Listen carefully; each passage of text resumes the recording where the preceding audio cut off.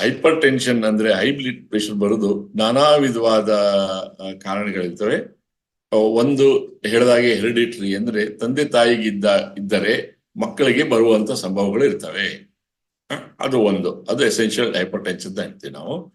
ಆಮೇಲೆ ನಮ್ಮ life style ಇಂದ ಅಂದ್ರೆ ನಮ್ಮ ಜೀವನದಲ್ಲಿ ಆಹಾರ, ನಮ್ಮ ಆರೋಗ್ಯದ ಕಡೆ ಗಮನ ಇಲ್ಲದಾಗ ನಮ್ಮ ಉಪ್ಪು ಜಾಸ್ತಿ ತಿನ್ನುವುದು, ಪದೇ ಪದೇ ಎಕ್ಸಸೈಸ್ ಇಲ್ಲದೆ ಕೂತ್ ಕೆಲಸ ಮಾಡೋರಿಗೆ ಸ್ವಲ್ಪ ಜಾಸ್ತಿ ತೂಕ ಜಾಸ್ತಿ ಆಗುವುದು, ಹಾಗೆ ನಮ್ಮ ಆಹಾರದಲ್ಲಿ ಜಿಡ್ಡಿನ ಪದಾರ್ಥ ತಿನ್ನುವುದು ಅಂದ್ರೆ ಫ್ರೈಡ್ ಜಾಸ್ತಿ ತಿನ್ನುವುದು, ಹೀಗೆಲ್ಲ ನಮ್ಮ ಆಹಾರ, ನಮ್ಮ ವ್ಯವಹಾರ, ನಮ್ಮ ವಿಚಾರ, ನಮ್ಮ ಎಕ್ಸಸೈಸ್ ಇಲ್ಲದೆ ಇರುವುದು, ಇವೆಲ್ಲ ಸೇರಿ ಯಾವುದಾದ್ರೂ ಒಂದು ಲಕ್ಷಣಗಳು ಇದ್ರೆ ಬ್ಲಡ್ ಪ್ರೆಷರ್ ಜಾಸ್ತಿ ಆಗ್ಬೋದು.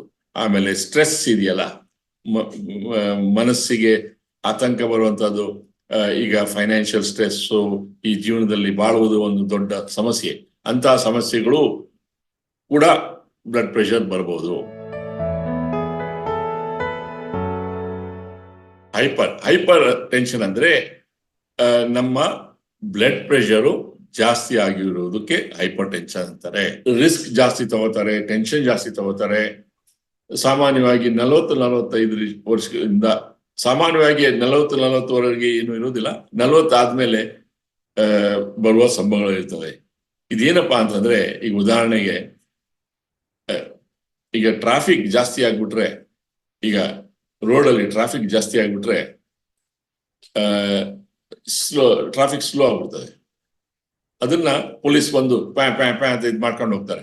ಹಾಗೆ ನಮ್ಮ ರಕ್ತನಾಳದಲ್ಲಿ ಈ ಕೊಲೆಸ್ಟ್ರಾಲ್, ನಾವು ತಿಂದ ಪದಾರ್ಥ, ಜಿಡ್ಡಿನ ಪದಾರ್ಥ ಎಲ್ಲ ಅಂಟ್ಕೊಂಡು ನ್ಯಾರೋ ಆಗ್ತದೆ. ಆಗ ನಮ್ಮ heart, first of all blood pressure ಇದ್ರೆ ಏನಂದ್ರೆ, ನಮ್ಮ ಹಾರ್ಟ್ ಅಂತ ಇದೆಯಲ್ಲ, ಹೃದಯ ಒಂದು ಪಂಪ್ ಇದ್ದಾಗೆ. ಆ ಪಂಪ್ ಏನ್ ಮಾಡುತ್ತೆ ಅಂದ್ರೆ, ನಮ್ಗೆ ರಕ್ತನಾಳದೊಳಗೆ ನಮ್ಮ ಆಹಾರ, ಆಕ್ಸಿಜನ್ ಎಲ್ಲ ಕೊಡ್ತದಲ್ಲ, ಅದು ಪಂಪ್ ಮಾಡಿದಾಗ ಎಲ್ಲಾ ಕಡೆ ಹೋಗ್ತದೆ. ಮತ್ತೆ ಕೆಟ್ಟ ಸ್ಕೂಲಲ್ಲಿ ಓದಿರ್ಬೋದು, good blood and bad blood, or pure blood and impure blood ಅಂತ ಓದಿರ್ಬೋದು. ಅಂದ್ರೆ ಶುದ್ಧವಾದ ರಕ್ತ, ಅಶುದ್ಧವಾದ ರಕ್ತ ಅಂತ.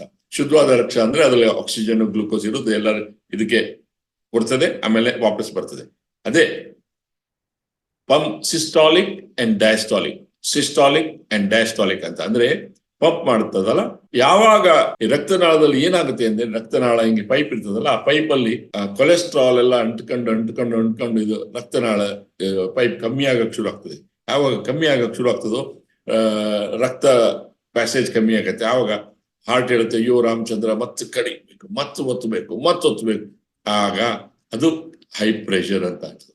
ಕಾರಣಗಳು ಅದು ಹೇಳ್ದ, ಒಂದು ಜಿಡ್ಡಿನ ಪದಾರ್ಥ, ಒಂದು ಟೆನ್ಷನ್ನು, ಒಂದು ಇದು. ಹಾಗೆ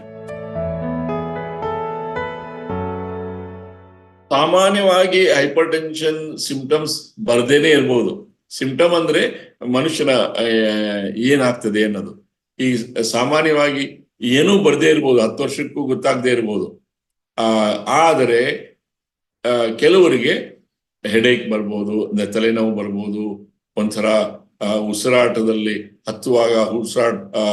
ಮೆಟ್ಲು ಹತ್ತುವಾಗ ಉಸಿರು ತಪ್ಪುವಾಗ ಆಗ್ಬೋದು. ಇವೆಲ್ಲ ಕಾರಣಗಳು ಆಗ್ತವೆ, ಆಗ್ಲೇಬೇಕು ಅಂತ ಇಲ್ಲ. ಅದಕ್ಕೆ 30-40 ವಯಸ್ಸಂಗೆ ಶುರು ಮಾಡ್ಬೇಕು ಬ್ಲಡ್ ಪ್ರೆಷರ್ ಚೆಕ್ ಮಾಡಕ್ಕೆ. 1 ವರ್ಷಕ್ಕೆ ಒಂದ್ಸರಿ ಮಾಡದೆ ಸರಿ. ಯಾವಾಗ ಅದು ಜಾಸ್ತಿ ಆಗ ಕಾಣಿಸ್ಕೊಡ್ತದೋ ಆವಾಗ ಪಿರಿಯಾಡಿಕಲಿ ಔಷಧಿ ತಗೊಂಡು ಮೇಂಟೈನ್ ಮಾಡ್ಬೇಕು. ಹೇಗೆ ಡಯಾಬಿಟಿಸ್ ಮೇಂಟೈನ್ ಮಾಡೋಕೆ, ಹಾಗೆ ಬ್ಲಡ್ ಪ್ರೆಷರ್ನು ಮೇಂಟೈನ್ ಮಾಡಲೇಬೇಕು. ಅದೇ ಹೇಳಿದಾಗೆ ಇದು ಒಂದು ಕಂಡೀಷನ್ ಇದ್ದಾಗೆ. ಕಂಟ್ರೋಲ್ ಆಗದಲ್ಲಿ ಅಂದ್ರೆ BP ಜಾಸ್ತಿ ಇದ್ದವರು ತಮ್ಮ ವೈದ್ಯರ ಸಲಹೆ ಪಡೆದು ಮಾತ್ರೆ ತಗೊಳ್ತಾ ನಿಯಮಿತವಾಗಿ ಆಹಾರ, ಉಪ್ಪು ಕಡಿಮೆ ಆಹಾರವನ್ನು ಮಾಡ್ತಾ ಇದ್ರೆ ತೊಂದರೆ ಇಲ್ಲ. ಆದರೆ ಮಾತ್ರೆ ಸರಿಯಾಗಿ ತಗೊಳ್ಳದೆ ಉಪ್ಪು ಜಾಸ್ತಿ ಮಾಡಿಕೊಂಡು BP ಕಂಟ್ರೋಲ್ ಆಗದಿದ್ದ ಪಕ್ಷದಲ್ಲಿ ಸ್ಟ್ರೋಕ್ ಆಗ್ಬೋದು, ಕಣ್ಣಿಗೆ ಮತ್ತೆ ಹಾರ್ಟ್ಗೆ ಸಂಬಂಧ, ಕಿಡ್ನಿ ಫೇಲಿಯರು ಇವೆಲ್ಲ ಆಗುವ ಸಂಭವ ಇರ್ತದೆ. ಸೊ ಸಾಮಾನ್ಯವಾಗಿ ನೋಡಿದಲ್ಲಿ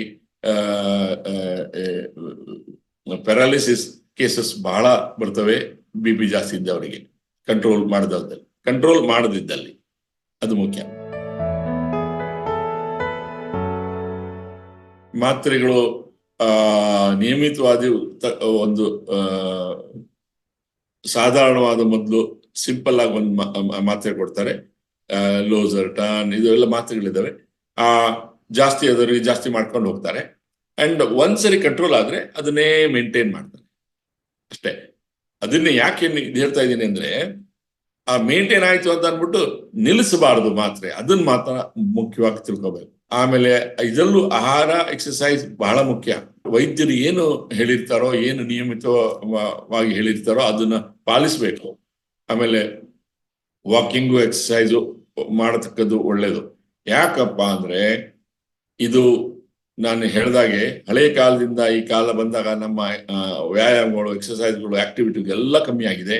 ಇದು ಅದಕ್ಕೆ ಲೈಫ್ ಸ್ಟೈಲ್ ಡಿಸೀಸ್ ಅಂತ ಹೇಳ್ತೇವೆ ನಾವು. ಇದನ್ನ ಹೆಚ್ಚಾಗ್ತಾ ಕಾಂಪ್ಲಿಕೇಶನ್ ಆಗುವ ಸಂಭವಗಳಿರ್ತವೆ. ಅಂದ್ರೆ ಅದರ ಪರಿಣಾಮವಾದ ಕಾಯಿಲೆಗಳು. ಎಕ್ಸಸೈಸ್ ಅಂತೂ ಮಾಡಲೇಬೇಕು. ಅಲ್ಲಿ ತಮ್ಮ ವಯಸ್ಸಿಗೆ, ತಮ್ಮ ಅನುಕೂಲಕ್ಕೆ ಜಾಸ್ತಿ ಇದು ಮಾಡದಂಗೆ ಮಾಡಬೇಕು. ಮನುಷ್ಯ ಪ್ರತಿಯೊಬ್ಬನು ಎಕ್ಸಸೈಸ್ ಒಂದು ಅರ್ಧ ಗಂಟೆ ಅಂತೂ ಮಾಡಲೇಬೇಕು. ಯಾಕಪ್ಪ ಮಾಡಬೇಕು ಅಂದ್ರೆ, ಈಗ ಹಳೆ ಕಾಲದಲ್ಲಿ ಬೆಟ್ಟ ಹೋಗಿ ದೀಪ ಹಚ್ಚು ಹಾಗೆ ಹೀಗೆ ಅಂತಿದ್ರು. ಅರ್ಧ ಗಂಟೆ ಮೆಟ್ಲು ಹತ್ತದಾಗ ಎಂಡಾರ್ಫಿನ್ ಅಂತ ರಿಲೀಸ್ ಆಗುತ್ತೆ. ಎಂಡಾರ್ಫಿನ್ ಹಾರ್ಮೋನ್ ರಿಲೀಸ್ ಆಗುತ್ತೆ. ಎಂಡಾರ್ಫಿನ್ ಇಸ್ ಹಾರ್ಮೋನ್, ನಮ್ದು ಒಂದು ದ್ರವ್ಯ. ಅದು ನಮ್ಮ ಚಲನೆಯನ್ನು, ಜೀವನ ಇದನ್ನು ರಚಿಸುತ್ತದೆ ಅದು. ಹಾಗೆ ಅದಕ್ಕೆ ಹೇಳಿದ್ನಲ್ಲ, ಹಳೆ ಕಾಲದಲ್ಲಿ ಮಾಡ್ತಿದ್ದಂಗೆ ಈಗ ಏನು ಮಾಡ್ತಾ ಇಲ್ಲ ನಾವು. ಎಕ್ಸಸೈಸ್ ಮುಖ್ಯ, ಡಯಟ್ ಮುಖ್ಯ. ಅದೇ ಉಪ್ಪು ಕಮ್ಮಿ ತಿನ್ನುವುದು. ಅಂದ್ರೆ ಸ್ವಲ್ಪ ಉಪ್ಪು ಅಡ್ಡಿ ಇಲ್ಲ, ಆದ್ರೆ ಮೇಲೆ ಹಾಕೋತಾರಲ್ಲ ಟೇಬಲ್ ಮೇಲೆ, ಸ್ವಲ್ಪ ಸೌತೆಕಾಯಿಗೆ ಉಪ್ಪು, ಇದಕ್ಕೆ ಉಪ್ಪು, ಮೇಲೆ ಉಪ್ಪು, ಅದು ಸ್ವಲ್ಪ ಕಮ್ಮಿ ಮಾಡಬೇಕು. ಹಾಗೆ ಅದು ಮುಖ್ಯವಾಗಿ. ಆಮೇಲೆ ಸ್ಮೋಕ್ ಧೂಮ್ರಪಾನ ಮಾಡಬಾರದು. ಸೊ ಎಕ್ಸಸೈಸು ಮುಖ್ಯ, ಅದೇ ಲೈಫ್ ಸ್ಟೈಲ್ ಇಸ್ ಇಂಪಾರ್ಟೆಂಟ್. ಒಂದ್ಸರಿ ಬಂದ ಮೇಲೆ ಅದು ಪೂರ್ಣ ಜೀವನ ಪರ್ಯಂತ ಇರ್ತದೆ. ಆದ್ರೆ ಪ್ರಿವೆಂಟ್ ಮಾಡ್ತೀನಿ ಅಂತ ಸಾಧ್ಯ ಇಲ್ಲ. ಯಾಕಂದ್ರೆ ಗೊತ್ತೇ ಇರೋದಿಲ್ಲಲ್ಲ ನಮಗೆ ಬರುತ್ತೆ ಅಥವಾ ಬರೋದಿಲ್ಲೋ. ನಮ್ಮ ಜೀವನ ಪರ್ಯಂತ ಮುಂಚಿತವಾಗಿ ದಿನಚರಿ ಚೆನ್ನಾಗಿದ್ರೆ ಅವ್ರಿಗೆ ಬರೋದಿಲ್ಲ ಅಷ್ಟೇ. ಅದೇ ಹೇಳಿದಾಗೆ, ಈಗ ತಂದೆ ತಾಯಿಯವ್ರಿಗಿಲ್ಲ, ನನ್ನ ಜೀವನದಲ್ಲಿ ನಾನು ನಿಯಮಿತವಾಗಿ ನನ್ನ ಕೆಲಸ, ವ್ಯಾಯಾಮ, ಊಟ, ಆಹಾರ ನಿಯಮಿತವಾಗಿ ಮಾಡಿದ್ರೆ ಬರದೇ ಇರ್ಬೋದು. ಬರಲ್ಲ ಅಂತ ಹೇಳಕ್ಕೇನು ಪುರಾವೆಗಳಿಲ್ಲ.